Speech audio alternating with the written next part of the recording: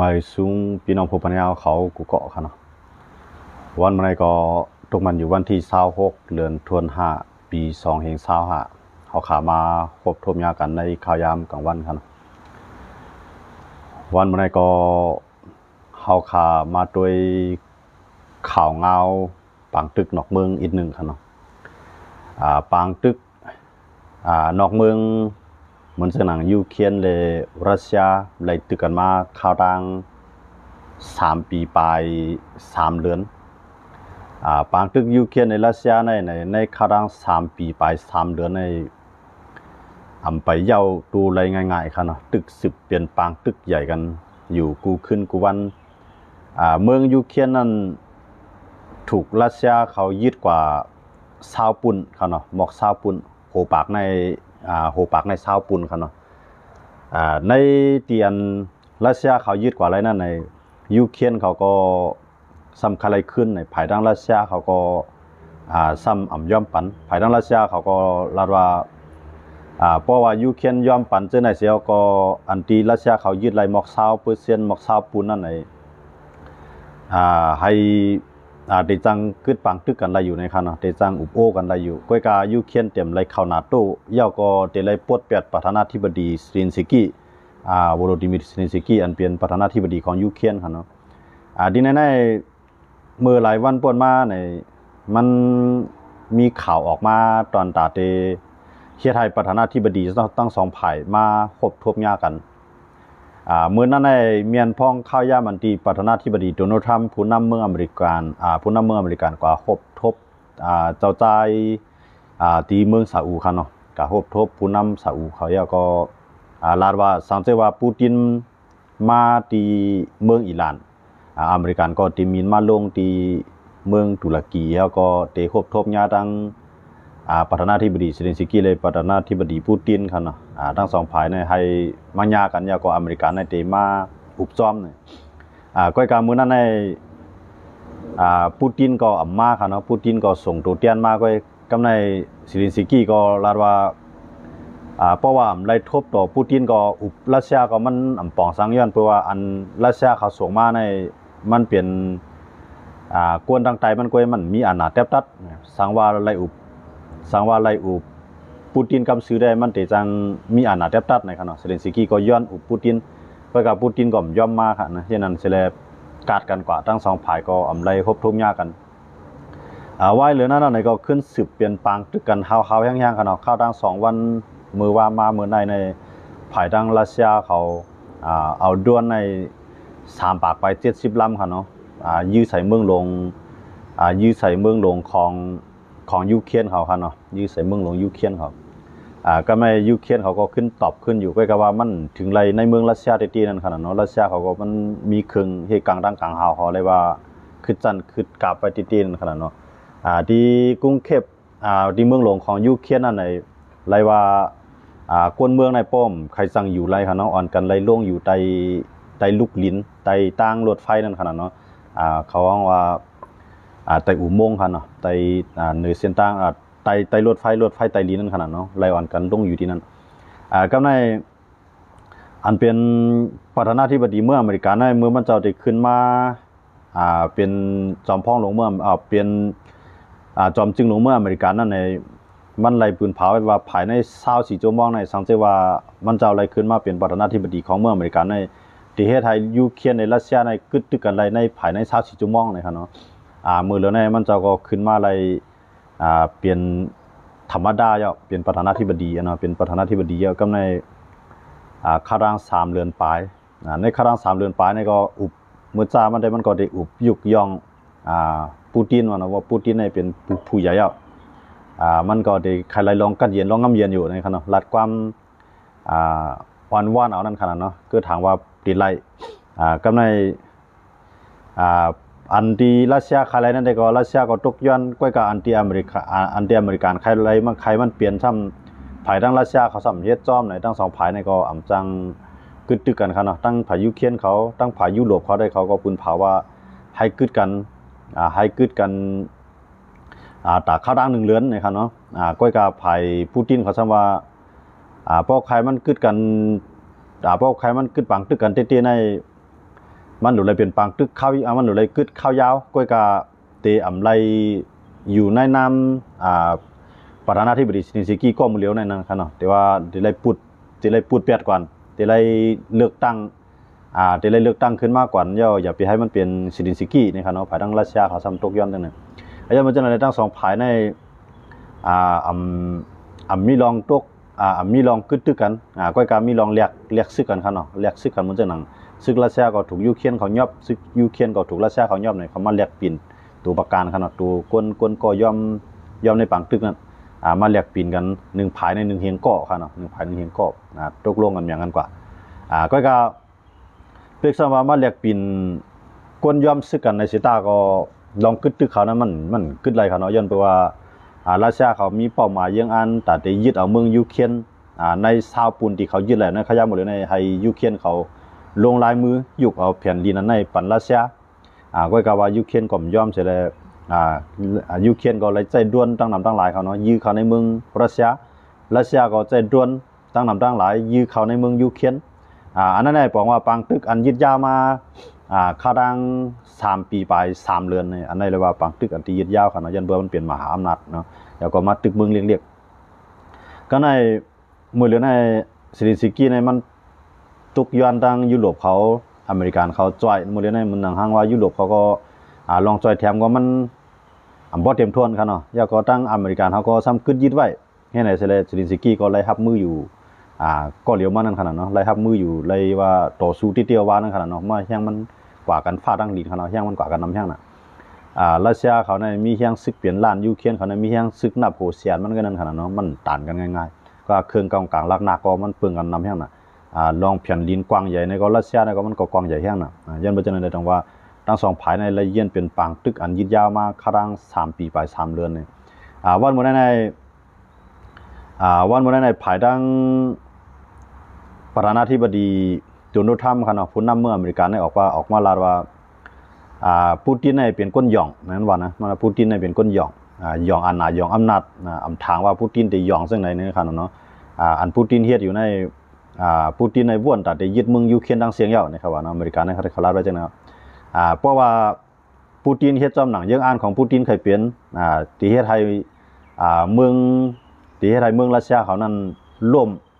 วมกวนปังนะครับว่ามันว่าเนาะมันเป็นประธานาธิบดีของอเมริกันนี่ครับนะมื้อเดียวในคิงโดนัลด์ทรัมป์เนี่ยมันก็ซ้ำจอยยูเครนเต้ๆนั่นครับเนาะคือถามว่าที่อันอู่แพ้งบงี้เอาให้รัสเซียก็ยอมถอยซึกยูเครนก็ยอมซุ่มแผ่นดินบางส่วนนะยูเครนก็เข้านาโต้เนี่ยมันก็ถามว่ามันถึงง่ายๆจังนั้นยังอ่านจังนั้นเนาะวันตาเนี่ยมันก็ลาวาเซเนซิลินซิกี้ครับเนาะซ้ำกว่ายุกยองปันแห้งว่าปูตินเนี่ยเป็นก้นกัดก้นแข็งนะก็ในปูตินใน1แขนยองนี่ก็มันแขนยุกกวนสูงเรื่อยๆมันถ่อมอเมริกันเอาขนาดวันมื้อนี้มันถ่อมซะอเมริกันสังสิมีว่าก็ในภายทางยูเครนก็ตกมาออกมาตกย้อนว่าให้ยุโรปเขาเลยละลายเมืองนั้นอ่อนกันปิกเปียดปลายมักมีรัสเซียเขาให้มันเนียนหนาหรือไหนนะตั้งเซเลนสกี้ก็ออกมาตกย้อนก็ตาตกย้อนจริงก็อย่าว่าปูตินได้พวกเขายื้อได้มันแลบเต็มกึดแล้วขนาดฟังตึกกันเนี่ยเพราะว่ายุโรปเขาก็ฮัดยื้อรัสเซียยันเบิกกูนิวเคของมันนั่นขนาดเนาะยุโรปก็ฮัดยื้อNATO ก็ฮัดเนาะมื้อในยูเครนก็มั่งหังก็เหลียวมันปังตึกในยินยาวกว่าติมันก็จังปีเลยยันเบิกกูไผมันมีโอ้ยหลีนั่นขนาดเนาะทั้งไผยูเครนก็มีโอ้ยหลีก็กะโอ้ยหลีทั้ง2ไผนั่นจอยครึ่งกองกลางเนาะก็กำได้ส่งแฮงซึกเขาจอยมันจังนั้นเกาหลีเหนือได้ส่งแฮงซึกเขาจอยครับเนาะเกาหลีเหนือได้ส่งแฮงซึกเขามาจอยยูเคจอยมาจอยรัสเซียเฮ็ดให้รัสเซียนั้นขึ้นยึดกว่าไล่ขึ้นแคนคูดครับเนาะแคนคูดอันเป็นเมืองของรัสเซียนั่นครับเนาะเขาไล่ขึ้นกว่าขึ้นยันเบอร์ลองตั้งใจแถมเกาหลีเหนือก็ในยูเครนได้ไปไล่ขึ้นมากขึ้นสิตีครับตีเขาซุ่มกว่านั้นครับนะในซาวปูนของจึงเมืองเขานั้นไปไล่ขึ้นมาสีเวียงครับนะเรียกว่ายูเครนก็มันเป็นแผ่นดินมันครับลูกน้องมันก็จำเป็นการไล่ลุกขึ้นตึกโตต่อสู้พวกมันเฮ็ดจังนั้นก็มันก็ขึ้นเรือเป้าหมายของรัสเซียได้ให้พวกเป็นเซเลนสกี้ก็ให้เมืองยูเครนในอย่าไปมีซึกนะสังว่ามีซึกก็ให้เป็นซึกอันแก่นเขตตัวเก่าก็อย่าไปให้มีแห่งซึกอันแก่นแข้งหน้านั่นขนาดเนาะให้มีแห่งซึกเรียกๆก็ห่มรวมด้วยถึงคนเมืองบ่ขนาดก็ย่าก็ซึกยูเครนเขาน่ะเตรียมไล่จับผักภายในภายนึงเตรียมไล่อยู่ภายรัสเซียเตรียมไล่อยู่ภายยุโรปเตรียมไล่อยู่ภายอเมริกันเขาเนี่ยรัสเซียเขาได้เขาว่าจังนั้นเขาเนาะก็กล่าวว่า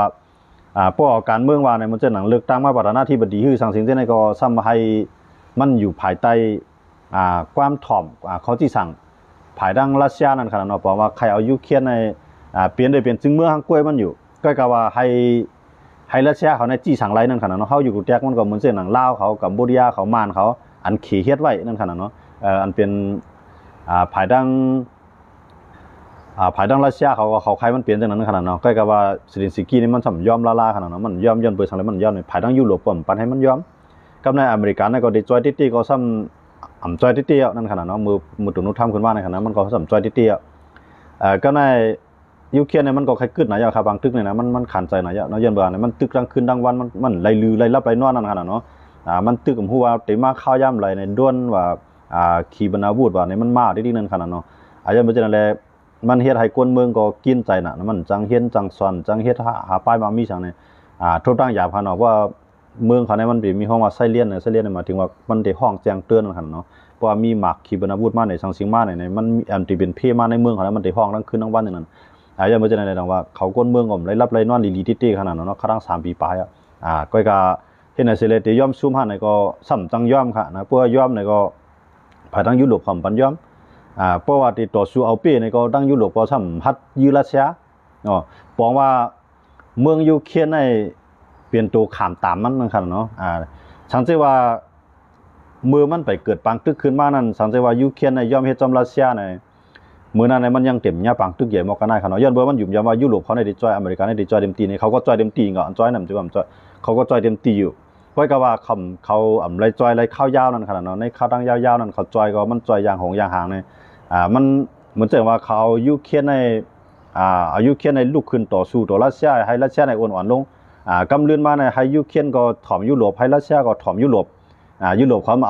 เอาเป็นเครื่องมือไว้จังนั้นขนาดเนาะเพราะว่าติดตึกติก็สัมปีติย่อมซุ่มก็สัมไรที่เนี่ยอื่นไรค่ายออกค่ะเนาะมันจะหนังเมืองยูเครนในค่ะนะแต่ว่าปางตึกในเพราะมันไรปืดกว่ายาวในมันตาได้กึดขึ้นในมันหยาบนะยันเมื่อสานในมันจะมีมือที่3มือที่4เข้ามายุ่งเกี่ยวจ้อมนั่นขนาดเนาะอันนั้นก็เป็นการเมืองอันหลายๆเมืองเรียบเทียนอยู่สังวัดตึกเย้านั่นเพราะว่ามีคนจอยติกวนอันที่มาจอยได้นะเพราะมันยอมรับไหลลองตาได้เปลี่ยนปังตึกนิวเคเนี่ยมันก็พัดจอยตินั่นขนาดเนาะเพราะว่าหลายๆเมืองวันมื้อนี้ในรายวันกันลดลงลองยุ่มยำหรือเมืองอเมริกันเมืองต่างในหลายๆเมืองในใจแย่อเมริกันนะครับเนาะใจแย่อเมริกันพึ่งยิงอเมริกันว่าอเมริกันในเพราะว่าเขาจอยตีนี่ครับเนาะก็กล่าวว่าเสียปังตึกยูเครนในรัสเซียในอเมริกันนั้นจอยก็จอยอยู่ก็กล่าวว่ามันจอยกึดนั่นขนาดเนาะมันจอยตีจอยว่าจอยถึงตีถึงเหรียญมันเฮ็ดนั่นสิแลเฮ็ดให้หลายๆเมืองเหมือนเช่นหนังไต้หวันก็วันบ่แล้วในขึ้นอ่อนๆต่อขี่ขึ้นเนาะครับเมืองต่างในไต้หวันในแข่งน่ะประธานาธิบดีก็ในครับนะก่อนขึ้นมาใหม่ในของไต้หวันในแข่งน่ะเมืองต่างน่ะก็กล่าวว่ามาหันปังตึกยูเครนเอาในนั้นมันก็อะไรว่าอ่อนๆต่อขี่ได้ครับเนาะขี่ก็ได้เพราะว่าแข็งอเมริกันนำจอยในมุนเจหนังไต้หวันก็เด็กกว่านะยันเบอร์ไต้หวันเนี่ยมันหยาบเลยยูเครนแทงนะยูเครนเนี่ยมันมีเหนือลิ้นมันมีแผ่นดินอันกว้างใหญ่แล้วก็มันมีน้ำปางไหลแคนกลางไว้นะครับเนาะเฮกลางไว้นะครับเนาะว่าแต่เดมามังยูเครนเนี่ยเดเลมาเหนือกลางหาวเดเลมาเหนือลิ้นเดเลมาในน้ำเนี่ยมันมาทั้ง3ฝ่ายก็กล่าวว่ามุนเจหนังไต้หวันในเพื่อมาเนี่ยมันมาเลยเหนือลิ้นนะมันเดมาเหนือกลางหาวเลยในน้ำไว้ยันเพื่อว่ามันเป็นกุลไว้อันนึงค่ะเนาะเขาว่าก่อไต้หวันนั่นค่ะเนาะมันเป็นกุลปางหลายอันนึงอยู่ไว้ในกุลมีน้ำปางหลายนั่นค่ะเนาะเมืองไต้หวันนั้นมันกว้างใหญ่ก็ในเพราะว่าเขบางนั่นในเขเนี่ยเอาคือในขอบเปียดหมดนะตอนตาไต้หวันนั้นเอาคือขอบเปียดหมดแล้วก็มาตั้งเหนือกลางหาวก็ยื้อเอาเครื่องบินไห้ลูกเอาในเมืองเขยื้อกว่าเอาขีปนาวุธยื้อกว่าก็ย่านำเอาว่ามื้อเลยในไต้หวันในหลักล้อมกูเขแบบค่ะนะมื้อเลยในไต้หวันในหลักล้อมกูเขแบบเนี่ยว่าในเขากูอเมริกันนั่นจอยตีจอยว่าเหมือนเช่นอันเฮ็ดต่อยูเครนนั่นขนาดเนาะเฮ็ดมาปึ๊ดตึกได้คืบหน้ามายาวในอเมริกันในกึดเบียดก็ในเพื่อขึ้นบางยาแห้งหน้ายาวในแลบยูเครนในแลบที่ร่วมอเมริกันเขายุโรปเขาขึ้นจอยให้ในจอยกึดนั่นขนาดเนาะเพราะฉะนั้นมันปีวันไรครับฉะนั้นมันเป็นมันเหมือนเช่นว่าเอาก้นเรียกในขึ้นเอาก้นเอาลูกอ่อนในมามังก้นลงมันเป็นจังได๋แบบว่าเฮ็ดเรียนล้วนเป้น่ะเฮ็ดตีล้วนไห้น่ะเนาะมันจังได๋รัสเซียน่ะมันเฮ็ดตีเขายูเครนน่ะมันก็เฮ็ดตีเอาก็ว่าอันจอยมันจอยตีนะจอยกึดนั่นขนาดเนาะมันจะหนังยุโรปเขาก็กูมีปัญหาต่อรัสเซียเนาะมันเจ๋งว่าเมืองอีกจังนั้นก็บ่ตึกรัสเซียก็กูรัสเซียใจนิวเค บ่ได้ตึกบ่ได้เอาสงยังซึกเขาก็ฮัดกูรัสเซียในอันนี้เขาเอายังซึกเขามาจอยในรัสเซียก็ทำจังยื้อใส่เมืองเรียกเมืองหลอกเสื้ออยู่จำรัสเซียเจ้านั่นน่ะเขาเจ้านั่นก็อ่อนกันกูรัสเซียแบบครับมื้อนี้นะปูตินนะครับจริงๆล่ะในคิงปูตินนะครับมันในอำนาจมันอาณามันกำจึงเมืองหลายลีน่ะเนาะว่าภายซึกภายตำรวจภายปักเบืองลักเมืองภายก้นเมืองมันกุมกำไรหมดอ่ะนะว่าภายสื่อข่าวกุมกำไรเนี่ยนาลีน่ะกำไรมันจะหนังยุโรปเขานะครับเป็นเมืองดิโมคราซีนึงก็น่ะจะมีอายุอาศักการเป็นผู้นำวันเมืองนั้น4 ปี 5 ปีแกเพราะว่า5 ปีนึงปอกเลือกตั้ง5 ปีนึงปอกเลือกตั้งบ่เลือกตั้งก็ปลสีลักนำยังอ่านมันปิ่นแยกหลายอ่ะว่ากองขึ้นมาเป็นแทงเบี้ยวว่ากองขึ้นมาเป็นแทงเบี้ยวให้ไหนดังว่าเฮ็ดให้เสมันเฮ็ดให้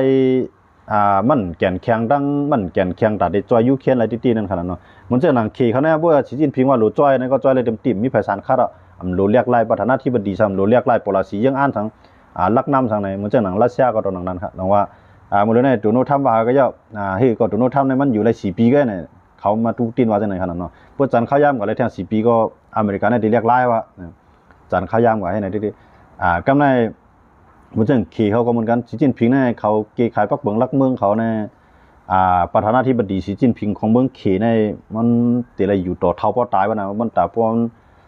มันลืบไรนั่นขนาดเนาะมันมีรองเลือกตั้งนะเขาตื่นเตรียมไว้ปักเบิงลักเมืองเขากำเหลียวเพราะว่ามันไข่ปอก็เหลียวมันนะพวกมันเฮ็ดพิษพวกมันเฮ็ดพิษสังเพิ่มกลมลืบล้ำมันไหลมันเฮ็ดต่อพอตายว่านะครับเนาะสีจิ้นผิงเนี่ย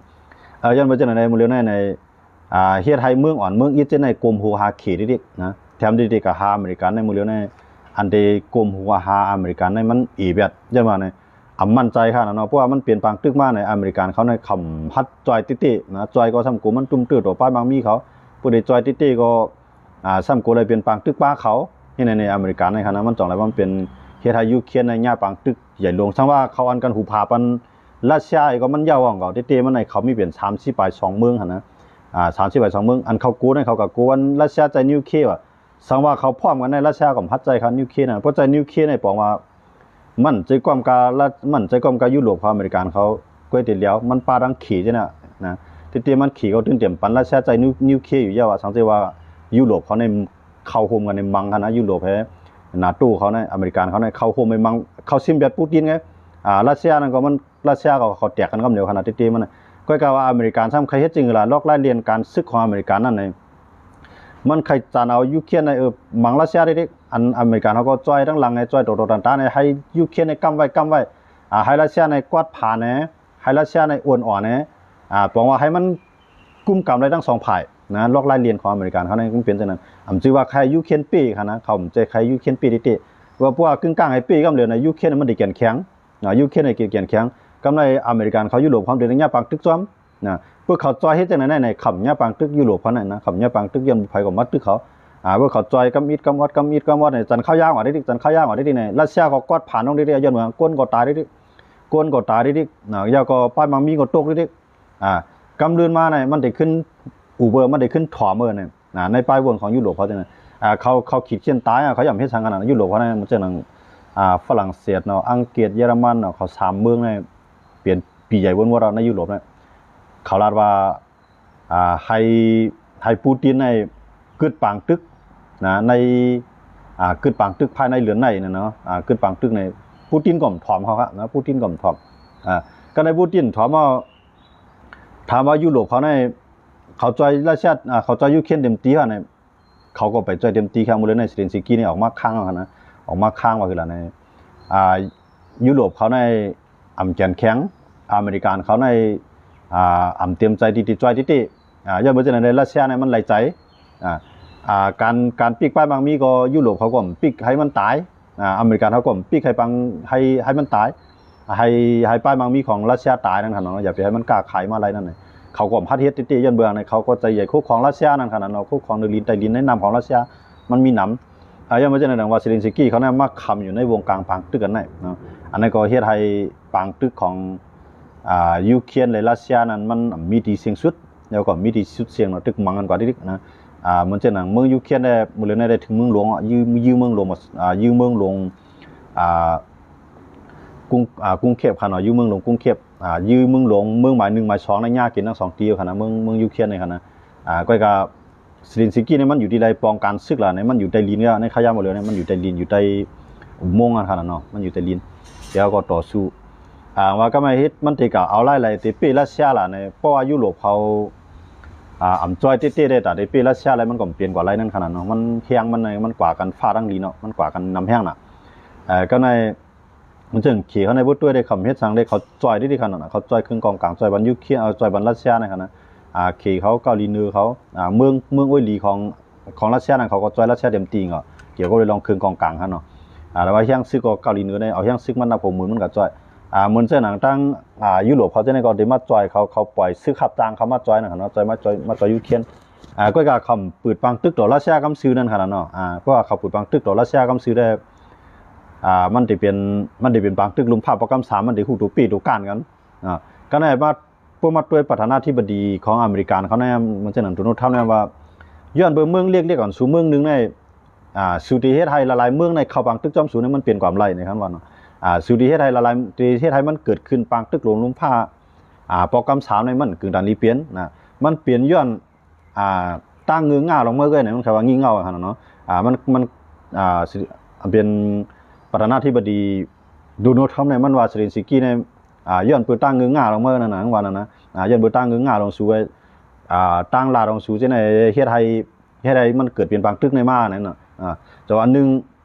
ถึงข้าวยามเตียนประธานาธิบดีเซเลนสกี้ในกึดลองลาดตาเจ้าในเขาว่านะเพราะว่าได้10 1 ลาดได้ดีกว่าปังตึกในใหญ่ได้ดีแก่มันมีอย่างดีมาในหวังว่ามันหามมันหลาได้มันหลาทั้ง2ก้อนะ